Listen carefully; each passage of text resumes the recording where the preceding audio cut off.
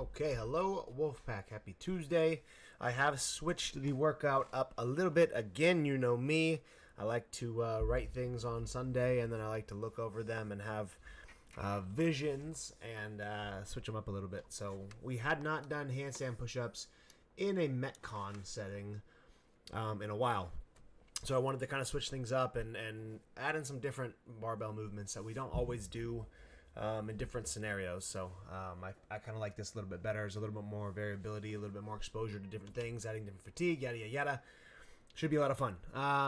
So same setup. The first part is just strength work. So it's 3 to 4 sets.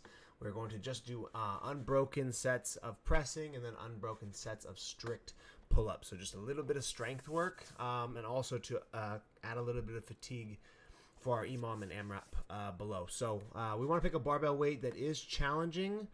I would say we want to make sure we're doing a minimum of 5. If not, the first set, maybe we're doing a few more, 6, 7, 8 plus. Obviously, as the rounds go on and we add fatigue, it's going to get less. But the goal would be to have a challenging weight to start. Like I said, 6 to 8 plus reps, and then as the rounds go on, it goes down. So just make sure if we're doing 5 on the first set, we probably need to lower the barbell weight a little bit because those next few sets, probably not going to be able to achieve as many reps. We still want to get some decent volume in. We're not looking for like 12 plus reps here. We're probably looking for somewhere between 8 and 10, to be completely honest. So do that. Rest as long as you need, and then same thing on the strict pull-ups. We want to make sure we're probably getting a minimum of 5 here. So if we're kind of in between big sets on strict pull-ups, easy thing you can do is always do as many as you can without a band. Even if you only get 1, you're pushing your body to its limit, and you're going to build a lot of strength that way, and that's fantastic. Get right into a band right after that, and then just burn out another set with a band, but not a band that's so, what's the word? Springy, I guess. A band that has the least amount of tension to actually make you work through these strict pull-ups, work the musculature, and then burn out that way. So don't use a band that you could do like 10 plus more after that. So do as many as you can without the band, and then add the smallest band that you can and try to get 4 or 5 more. I think that's good. Rest as long as you need. I don't know how this is going to feel fatigue-wise, so 3 sets may be perfect. You might do 3 and still have some in the tank. I want to go for 4, and that's great. But rest as long as you need between these 2 movements and between this entire set to where we can replicate good volume on the next set. The worst thing would be to go AMRAP unbroken, not rest, and then be totally crap for these 2 and miss out on some good strength work and some good volume, okay? That'll be pretty easy for that. And then also it's warming us up for B and C. Would you look at that? EMOM is the same. This is the same setup as last Monday's EMOM, where we're doing some movements here, and then we're using pretty much the same movements. A little different, though. I switched it up in the AMRAP, so it's kind of going to compound each other, which is fantastic because we're adding fatigue, adding a little bit of heart rate variance, and then doing it in a Metcon setting. So forcing our body to work a little bit harder, kip a little bit more, breathe a little bit better, yada, yada, yada. So 8 to 10 toes to bar. This should probably be a set that we choose to do unbroken so that we're working on our kipping mechanics. I'd probably say we should be able to do these in no more than 2 sets, but ideally it'd be 1 set.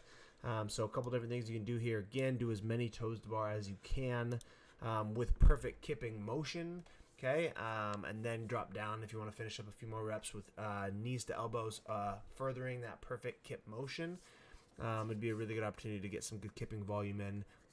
I would say for this EMOM, since we're not going for a score, if you're one who has a little bit of that funky kind of in-between kip where you do a kip, your toes hit the bar, and then you kind of have that secondary swing before we go into the next one, I'd highly encourage you guys to not do that for today and really hone in on that good kipping toe or knee raise motion, right? Because the toe to bar and knee raise should be no different. The kip should be the exact same.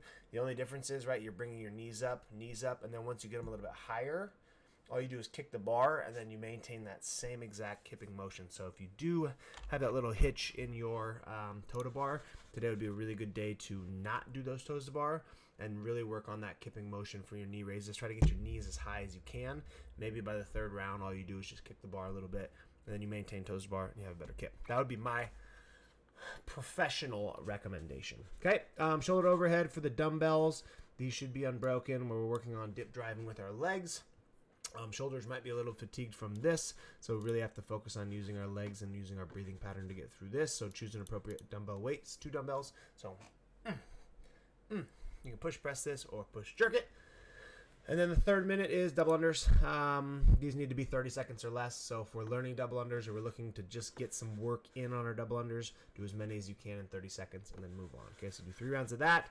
You'll get your rest until 10, so it's about 90 seconds of rest. And the AMRAP portion for a score is pull-ups, handstand push-ups, and double unders. Okay, so shorter rep counts on these, shorter Metcon time domain, so it needs to be fast.